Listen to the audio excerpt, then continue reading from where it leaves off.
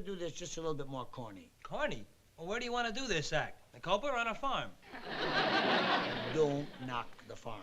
Now, come on, let's do it again, and we'll take it up a half a tone. Oh, Danny, have a heart, will you? I'm working all afternoon. Let me relax a little bit. Oh, you just want to relax for Let a me get a while? few minutes rest. Oh, well, why don't you say so? Aye. Certainly, lad. Are you comfortable? That's fine. Fine, time's up. Let's go. Come on, let's get to work. You know, next to you, Simon Legree was Florence Nightingale. My boy, the edifice called success was built with the bricks of hard labor. Danny, have a heart, will Hey, you? what is it with you? What's bothering you? Nothing's bothering me. Don't tell me this is old Dad you're talking. Something's bothering you. What is it, Spill? Danny, nothing's bothering me. I'm just a little bit tired, and I'm not getting up here till I've got some rest, and that's that. Hi. Hello, sweetie. Hi, Pat. Hi, hi. Working hard, Daddy? Kind of, dear.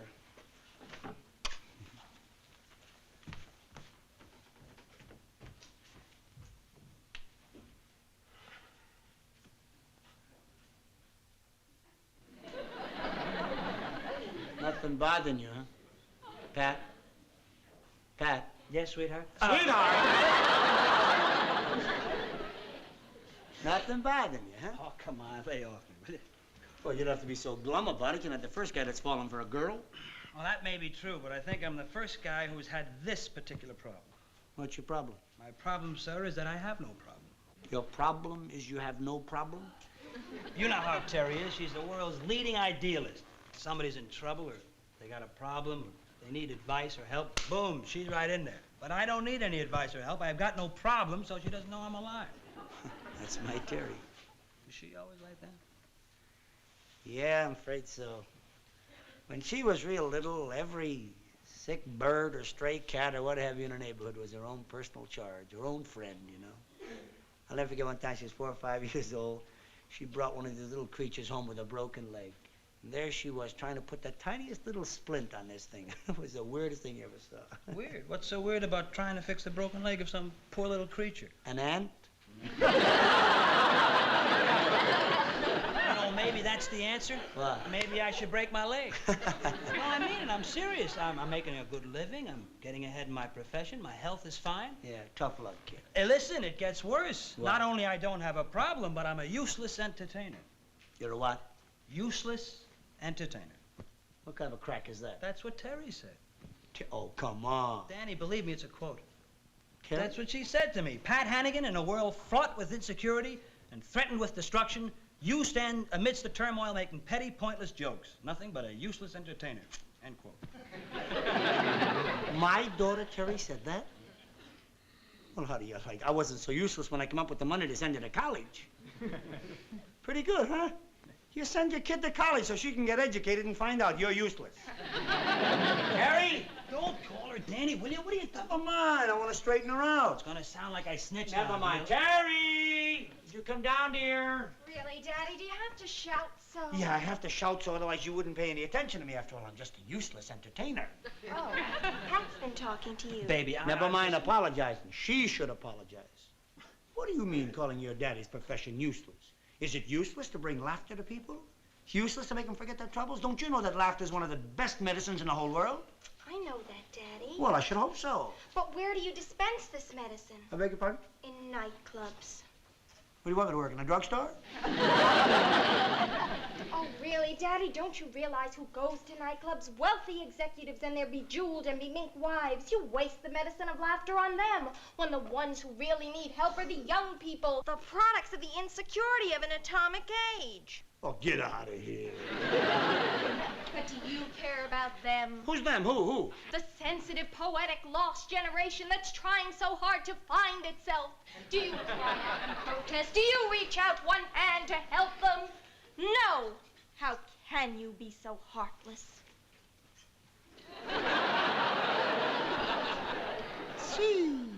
Boom. You give her one word, prime her with one word, she throws a whole dictionary at you. How about that? This is what you learned in college? Do you reach out a hand for them? Do you cry out for these lost souls?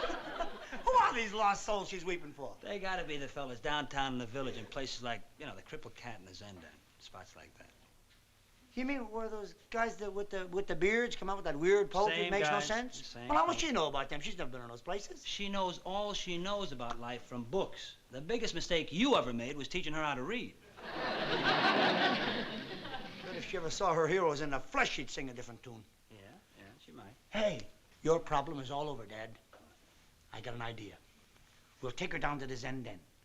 Let her see these characters, you understand? Right close up. Then she'll appreciate a nice, normal kid like you. That might work at that.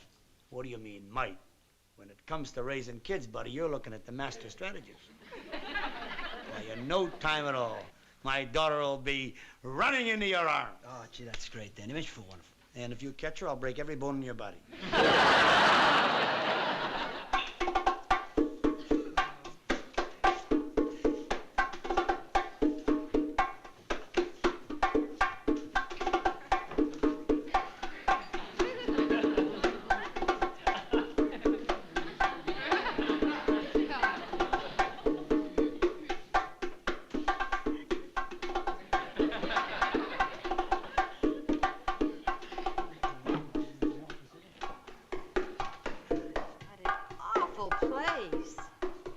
They should condemn the building or the customers. I don't know why you say that. I mean, these people and this place, I mean, this is the younger generation. I mean, the lost generation reacting to their environment, dear. That's right, Kathy. Let's not be snobs. It's the best they can afford. Isn't that right, Terry? Gee, you two surprised me. Well, honey, we're not completely insensitive.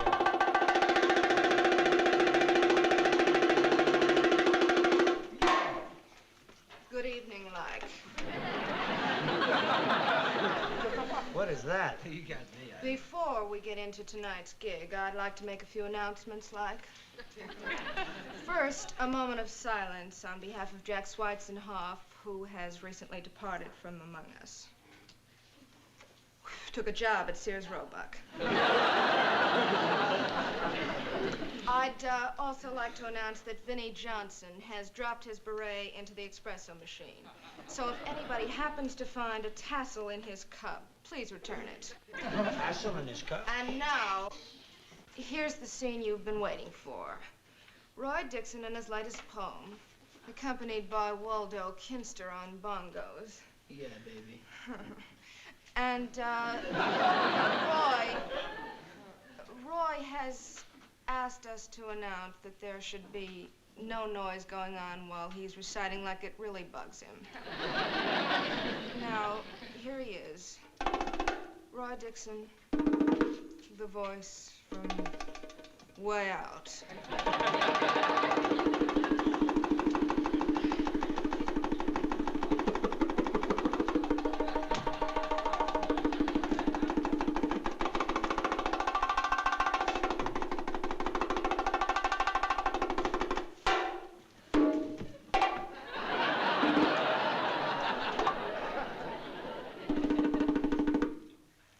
Requiem for nothing.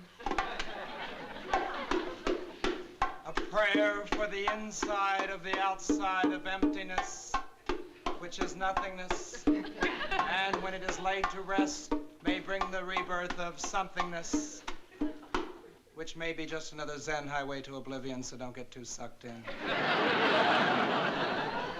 Here we go. Here we go. Here we go. I look at the graveyard of my civilization, and I see nothing but orderly nothingness. And crying out from this nothingness is my poor, sick generation, looking somewhere for that big hipster who's the happy connection to that eternal jukebox of the night. And my grandfather heart cries out to those who look for the heavenly halls of eternal love and wind up in Orbach's basement buying hydrogen panties for a three-legged elephant. What do you say? Daddy, you be What have I heard of a three-legged elephant? Hey, you there. Daddy with the big hook.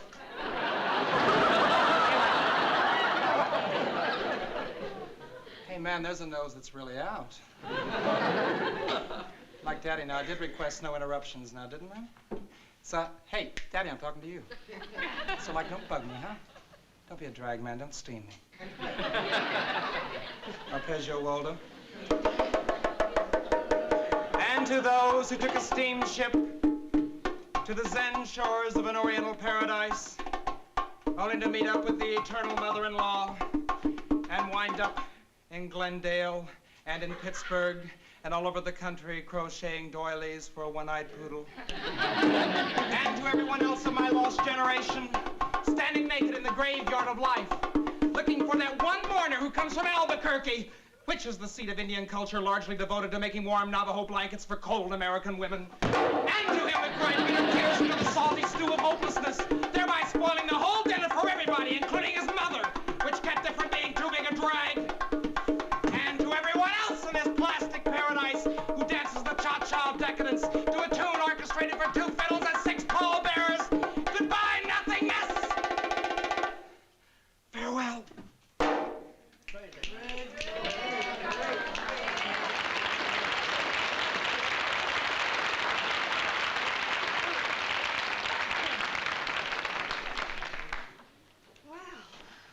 Yeah, well, How about that? like pretty silly, huh? Heck, you can say that again. It's the silliest thing I ever heard of. Here you are, Pat. Terry thinks it's the silliest thing she ever heard of. It certainly is. You and Pat being paid oodles of money to stand up in front of a bunch of sleek, contented social butterflies in a luxurious, glittering nightclub while that young genius has to bear his tormented heart in a cellar. You mean you made sense from that garbage? Oh, Daddy, does everything have to be spelled out? Look, it's like modern music, like modern art. It isn't so much what's said, it's the feelings and emotions that are conveyed. As you listened to him, didn't you feel the bitterness of his generation? The futile loneliness, the lostness? Well, now, I did feel a certain loss. I was completely lost.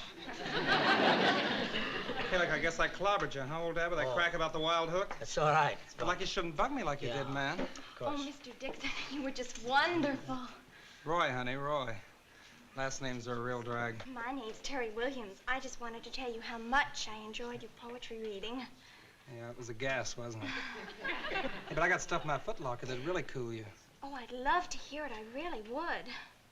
Well, then I think maybe I'll drop up there sometime tomorrow and give you a little private reading all your own. Where's your pad? Pat? Yeah, like where do you do your contemplating? I mean, like where do you live, chick? Oh, 550 East 56th Street, apartment 642. Got that, Walter? I got it. Take you later, chick. 550 East 56. 550 East 56. 550 East 56. You crazy or something? Giving that lazy crumb your address? Practically inviting him to our house? He's not a lazy crumb. He's a sensitive young man who's bewildered and lost. He's a crumb and a lazy one at that, hiding behind a beard and a phony philosophy to justify his being a lazy crumb. Is that so? That's not so. Oh, come on. Oh, Daddy, just because you don't understand them, don't dismiss them. They need our help and encouragement. And can't you see he's a phony? And what if he takes you up on an invitation to visit our place tomorrow? Kathy, do you think he will?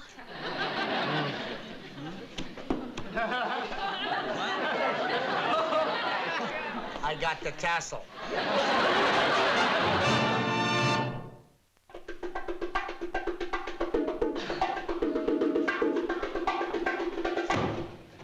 Phew. I tell you, those bongos are killing me. How about those characters? Did you ever see human beings eat like that? It's the first time I've ever seen locusts with beards. And what about that Dixon character, huh? Is that a phony? Did you see the way he was eating? And all the time he's saying, the troubles with you squares is you worry only about the material things in life. Not me, past the white meat, Waldo. Big phony. Sure, you know he's a phony, and I know he's a phony, but Terry thinks he's great. Look, what do you want me to do about it? Oh, your idea. Now she doesn't even know I'm around here. I was only trying to help you. Custer got more help from the Indians.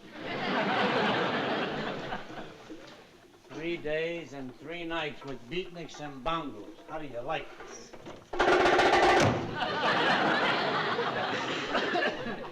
If I hear one more bongo roll, I think I'm gonna flip.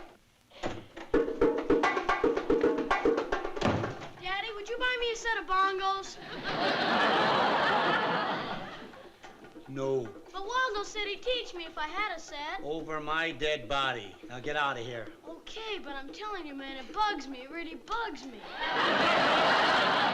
Now cut it out. Man, I'm steamed. Get out of here! What? got you in a second. Cut. Daddy, What? want to hear me recite my nursery rhymes the way Roy Dixon changed them? Roy Dixon changed your nursery rhymes? Yes.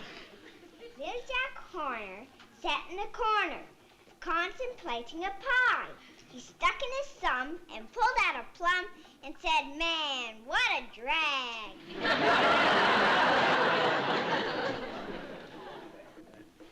Roy Dixon taught you that? Yeah, don't you like it? No. Well, I really need Waldo backing me up on the bongos. Huh? Then it really shakes you up. Well, I'm pretty well shaken up as it is, dear. Why don't you go and play? And remember the nursery rhymes the way I taught them to you, huh? Okay. Thank you. Jack Sprat could eat no fat. His wife could eat no lean. Man, those two are nowhere. That does it, buddy. I'm throwing them out as of now. Kathy! Kathy! Now, what is it? Are you gonna ask that man to leave, or shall I throw him out bodily? Oh, honey, you do that. Terry's heart is bleeding for him already, so you go on, making more of a martyr. What do you want me to do? Stand around while this guy fills my daughter with a lot of phony philosophy? No, but I expect you to stand around until her common sense takes over from her emotions. She's young. She thinks with her heart. Whatever arouses her pity arouses her loyalty. Give her time. She'll catch on to this Roy Dixon. Give her time, give her time. Meanwhile, the kids, Linda and Rusty, all talking Beatnik jazz. Just don't let your temper get the best of you. Like, cool it, man. Cool it.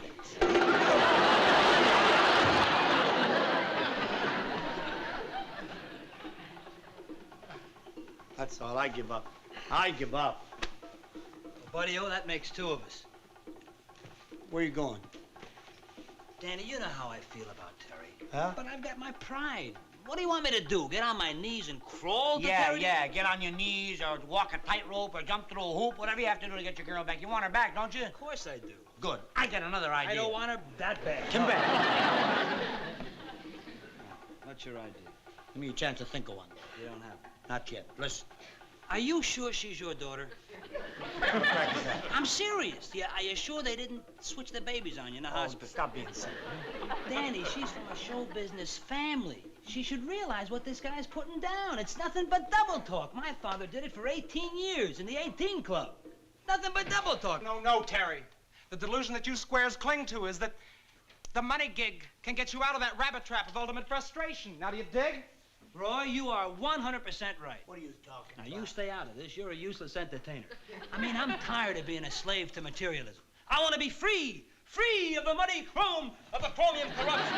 Free to dig the great-grandfather's end nothingness, which is the only true trolley car to emptiness. What are you talking about? Talking about, listen. Now I can look into the ping-pong eyes of the great Zen mother and play on the varsity at Bellevue. Boom! Where I win the Davis Cup. Despondency. And the Whiteman Trophy for torture. And win an Emmy as best male performance on a ladies' bowling team. Swimming, anyone? Zoom. Kooky man, I do believe he's hip.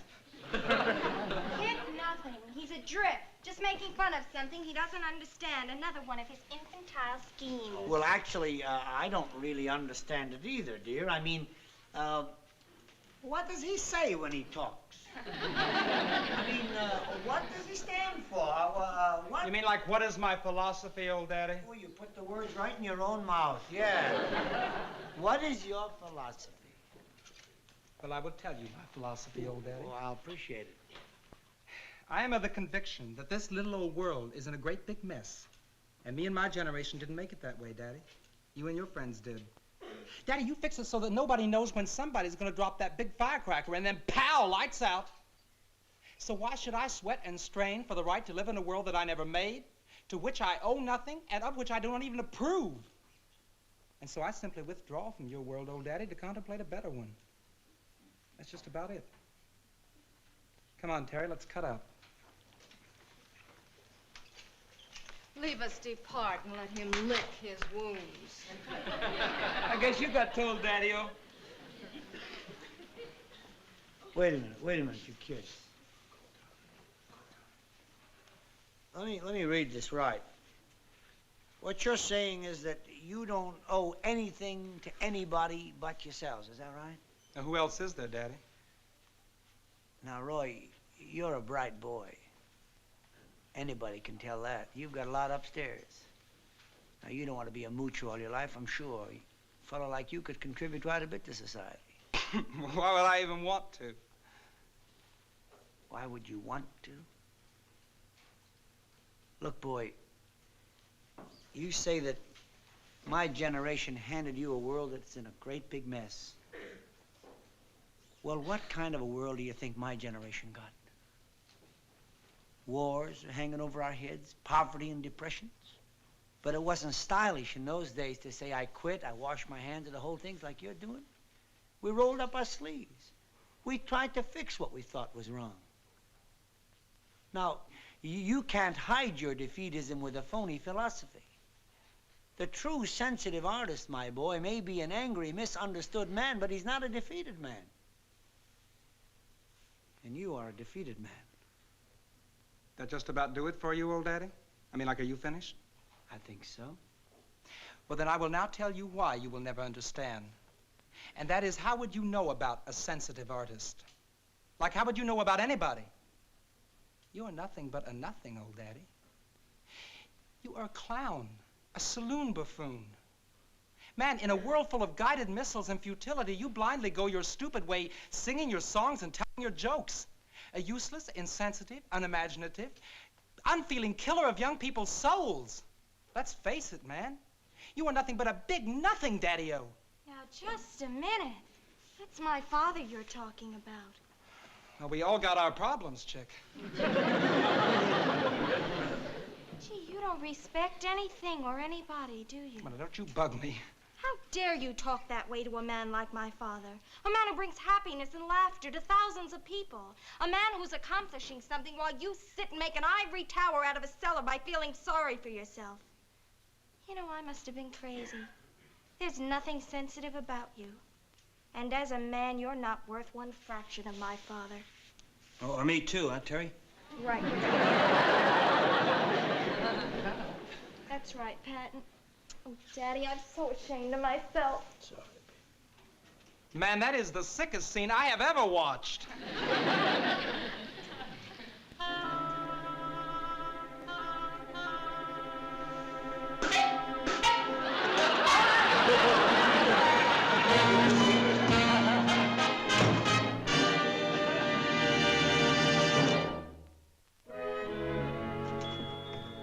Now we'll run the number down a couple of times. All right. Hey, you notice something strange about our house? Yeah, no bongos. Yeah. You know, we're lucky to get rid of those fellas. They say when they latch onto you, there's no getting rid of them. I've heard that too. Here,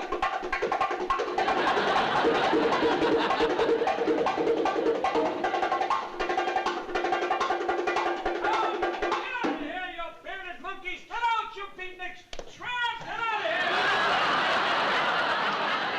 Those beatniks in my house! Get going!